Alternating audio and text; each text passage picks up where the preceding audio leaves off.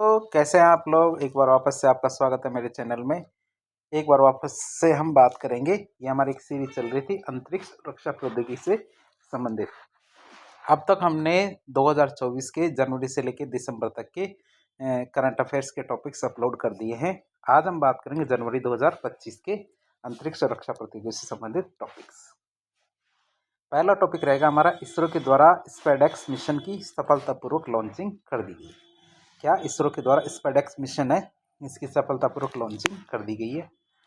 भारतीय अंतरिक्ष अनुसंधान संगठन जो इसरो है, उसने अंतरिक्ष में लंबी छलांग लगाते हुए 30 दिसंबर 2024 को space docking experiment SpaDeX mission launch कर दिया है। आंध्र प्रदेश के श्रीहरिकोटा में स्थित सतीश धवन अंतरिक्ष केंद्र, वहां से PSLV C-60 रॉकेट, दो छोटे उपग्रह C-60 रॉकेट से दो छोटे उपग्रह SDX-01 जिसको चेजर कहते हैं और SDX-02 जिसे टारगेट कहते हैं। तो दो उपग्रह हमारे, एक तो चेजर है और एक टारगेट है, और 24 पेलोड के साथ रवाना हुआ है। कितने पेलोड? 24 पेलोड के साथ ये रवाना हुआ है। अभी जो दोनों यान देखे हमने, SDX-01 और SDX-02 जिसे टारगेट और चेजर कहते हैं, ये दोनों यान रॉकेट से सफलतापूर्वक अलग हो गए। करीब 475 किलोमीटर की निचली कक्षा में स्थापित कर दिए गए हैं। अब ये रॉकेट से अलग हो गए और इन दोनों को क्या किया गया है, करीब 475 किलोमीटर की निचली कक्षा में स्थापित कर दिया गया। अब आने वाले दिनों में क्या करेंगे, वैज्ञानिक दोनों यानों के बीच की दूरी को कम करेंगे और उन दोनों को जोड़ने की कोशिश करेंगे। तो हम क्या कर रहे हैं, दो अलग अलग उपग्रह जो हमारे क्या है अंतरिक्ष में होंगे, क्या हम उनको अंतरिक्ष में भी जोड़ सकते हैं।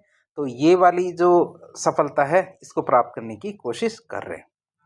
मिशन की सफलता के बाद यदि ये मिशन सफल हो जाता है और हम दोनों उपग्रह को चेजर और टारगेट को जोड़ देते हैं, तो भारत, रूस, अमेरिका और चीन के बाद ऐसा करने वाला चौथा देश बन जाएगा। बात करें इसरो की, तो इसरो का लक्ष्य क्या है, अंतरिक्ष में दो उपग्रह को जोड़ना और अलग करना। ठीक है, तो दो उपग्रह को जोड़ने और अलग करने की जो दुर्लभ उपलब्धि है, हासिल करना है। इस पहल को स्पेस डॉकिंग एक्सपेरिमेंट नाम दिया गया है, जिसे शॉर्ट में कहते हैं स्पेडेक्स। SDX-02 जैसे दो उपग्रहों को 55 डिग्री झुकाव पर 470 किलोमीटर की वृत्ताकार कक्षा में स्थापित किया गया है, जिसका स्थानीय समय चक्र लगभग 66 दिन का होगा। कितने दिन का होगा? लगभग 66 दिन का होगा। स्पेडेक्स मिशन का प्राथमिक उद्देश्य क्या? स्पेडेक्स मिशन का प्राथमिक उद्देश्य दो छोटे अंतरिक्ष यान SDX-01 और SDX-02 के पृथ्वी के निचली वृत्ताकार कक्षा में मिलन करना, फिर डॉकिंग करना। पहले तो पास लेके आना, फिर उन डॉकिंग मतलब जोड़ना, और फिर अनडॉकिंग मतलब अलग करना। इसके लिए जो जरूरी टेक्नोलॉजी है, इसका विकास करना, साथ ही साथ उसका प्रदर्शन करना भी है। किसके अंदर? स्पेडेक्स मिशन के अंदर। यह तकनीक मानव मिशन शुरू करने और चंद्रमा के नमूने पृथ्वी पर लाने वाले जो चंद्रयान 4 है, भारतीय अंतरिक्ष स्टेशन का निर्माण और गगनयान मिशन, जितने भी ये मिशन है हमारे, उन सब में बेहद अहम कदम उठाएगा हमारे स्पेडेक्स मिशन। बात करें चीन की, तो चीन ने लॉन्च किए 4 रिमोट उपग्रह। चीन के द्वारा PIESAT-2 पृथ्वी रिमोट सेंसिंग उपग्रह को शांक्सिंग प्रांत में स्थित ताइवान कॉस्मोड्रोम से चांगोंग 2D लॉन्ग मार्च प्रक्षेपण यान के द्वारा 17 दिसंबर 2024 को सफलतापूर्वक कक्षा में स्थापित कर दिया है। ये चांगझेम जो प्रक्षेपण यान है, इसके इस 533वें मिशन में PIESAT जो SAT-2 है, उपग्रह को 528 किलोमीटर की सूर्य तुल्यकालिक कक्षा में स्थापित किया गया। इन उपग्रहों का मुख्य उद्देश्य क्या रहेगा? इन उपग्रहों का मुख्य उद्देश्य उपग्रह आधारित पृथ्वी निगरानी तकनीकों को बढ़ावा देना है। क्या करना? उपग्रह आधारित पृथ्वी निगरानी तकनीकों को बढ़ावा देना इनका मुख्य उद्देश्य रहेगा। अब हम बात करें, चीन ने स्पेस वॉक में तोड़ा अमेरिकी रिकॉर्ड। चीन के दो अंतरिक्ष यात्री हैं, उन्होंने 9 घंटे की अंतरिक्ष में चहलकदमी की, मतलब स्पेस वॉक की, और ऐसा करने के बाद एक बहुत बड़ा नया रिकॉर्ड उन्होंने बना दिया है। चीन के 3 सदस्य थे, झेनझाओ 19 मिशन के सदस्य तुझे और सोंग लिंगडोंग ने जुझे और सोंग लिंगडोंग ने यह रिकॉर्ड 17 दिसंबर 2024 को तियोंगांग अंतरिक्ष स्टेशन के बाहर, अर्थात जो चीन का जो अंतरिक्ष स्टेशन है तियोंगांग अंतरिक्ष स्टेशन के बाहर 9 घंटे और 6 मिनट तक अंतरिक्ष में चहलकदमी की और उन्होंने ये रिकॉर्ड बनाया। इसके साथ ही चीन के अंतरिक्ष यात्रियों ने अंतरिक्ष भ्रमण के 8 घंटे और 56 मिनट का जो अमेरिका का पिछला रिकॉर्ड था इसको तोड़ दिया। और पिछला रिकॉर्ड नासा के अंतरिक्ष यात्री जेम्स वॉस और सुसान हेल्म्स के द्वारा अंतर्राष्ट्रीय अंतरिक्ष स्टेशन जो ISS है इसके लिए एक मिशन के दौरान वर्ष 2001 में बनाया गया था। तो चीन ने इसको तोड़ दिया। इसरो ने लॉन्च किया यूरोपीय अंतरिक्ष एजेंसी का प्रोबा 3 में। इसरो ने क्या लॉन्च किया? यूरोपीय अंतरिक्ष एजेंसी उसका प्रोबा 3 को लॉन्च कर दिया। इसरो ने यूरोपीय अंतरिक्ष एजेंसी के प्रोबा 3 मिशन को 5 दिसंबर 2024 को लॉन्च किया। इसरो को की है न्यू स्पेस इंडिया लिमिटेड, ठीक है, इसके वाणिज्यिक मिशन के रूप में प्रोबा 3 अंतरिक्ष यान को PSLV C-59 रॉकेट के द्वारा श्रीहरिकोटा के सतीश धवन स्पेस सेंटर से लॉन्च किया गया। तो हमने इसको देख लिया। जो हमारी न्यू स्पेस इंडिया लिमिटेड है इसकी वाणिज्यिक मिशन के अंतर्गत हम क्या करते हैं? दूसरे देशों के उपग्रह को हम लॉन्च करते हैं पैसा लेकर। तो हमने ये ऐसा किया है और यह इसरो का 61वां PSLV मिशन था। बात करें जो हमने भेजा प्रोबा 3, तो प्रोबा 3 क्या है इसके बारे में बात करें तो प्रोबा 3 मिशन यूरोपीय अंतरिक्ष एजेंसी का सोलर मिशन है जो सूर्य के रहस्य को खंगालेगा, जिसमें वह सूर्य के वातावरण या कोरोना, सौर तूफान और मौसम का अध्ययन करेगा। इस मिशन में 2 उपग्रह शामिल है, जिसमें एक तो हमारा 310 किलोग्राम वजनी कोरोनाग्राफ स्पेसक्राफ्ट है और दूसरा में 240 किलो भार वाला ऑक्यूल्टर स्पेसक्राफ्ट है। बात करें प्रोबा 3 की, तो प्रोबा 3 यूरोपीय अंतरिक्ष एजेंसी का इन ऑर्बिट डेमोन्स्ट्रेटर मिशन है, जिसका लक्ष्य का सटीक फॉर्मेशन उड़ान का प्रदर्शन करना भी। अतः 2 उपग्रहों को एक साथ प्रक्षेपित किया गया है। इसलिए क्या किया गया? 2 उपग्रहों को एक साथ प्रक्षेपित किया गया है। अंतरिक्ष में भेजे गए 2 उपग्रहों में से एक सूर्य का अध्ययन करेगा, जबकि दूसरा पहले उपग्रह को सूर्य के फेरी डिस्क से सुरक्षा देगा। मतलब जैसे एक उपग्रह तो क्या करेगा, जैसे ये एक उपग्रह है, ये तो जैसे मान लो कि ये सूर्य है यहाँ पे, ठीक है, तो इसका सीधा सीधा अध्ययन करता रहेगा टाइम, और दूसरा उपग्रह क्या करेगा, जैसे मान लो ये उपग्रह है, ठीक है, तो इससे आने वाली जो सौर विकिरण है इनसे इसकी रक्षा करेगा। तो प्रोबा 3 की बात कर रहे हैं। इसमें ऑक्यूल्टर कोरोनाग्राफ स्पेसक्राफ्ट के लिए कृत्रिम सूर्य ग्रहण जैसी स्थिति उत्पन्न करेगा, जिससे यह सूर्य के वातावरण का अध्ययन कर सकेगा और उसके सूर्य के चित्र ले पाएगा।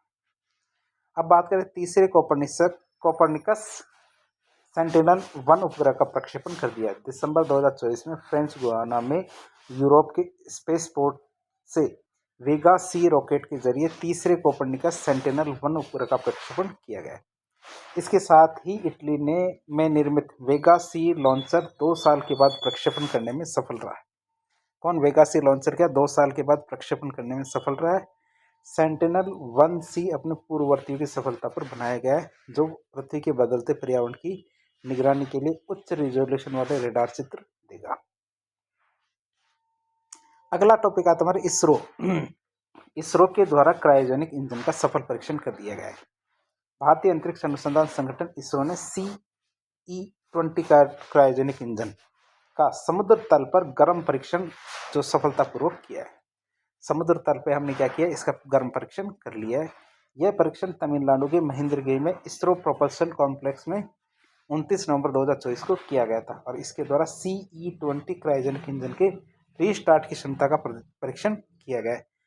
ये वैसे आप तो समझते हैं क्रायोजेनिक इंजन क्या करते हैं, हाइड्रोजन और ऑक्सीजन को अंतरिक्ष में क्या करते हैं, प्रोपल्शन ईंधन के रूप में काम में लेते हैं और ये क्या है, काफ़ी दूर तक ले जाते हैं।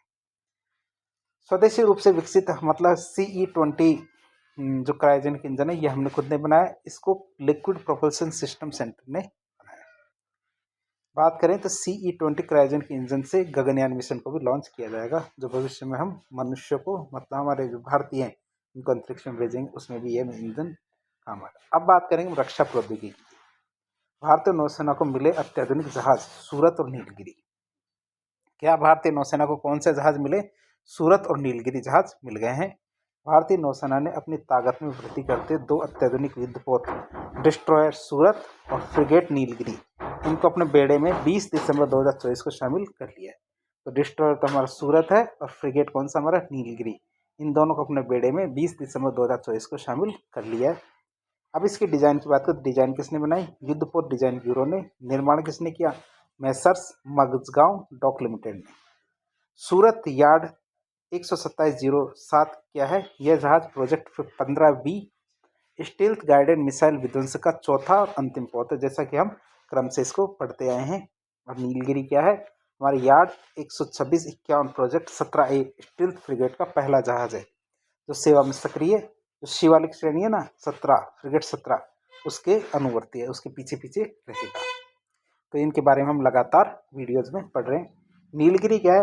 MDL मुंबई और GRSE Kolkata garden reach ship builders limited उसकी बात करें कोलकाता के, उनके द्वारा निर्माणाधीन 7 P-17A फ्रिगेट्स में से पहला है।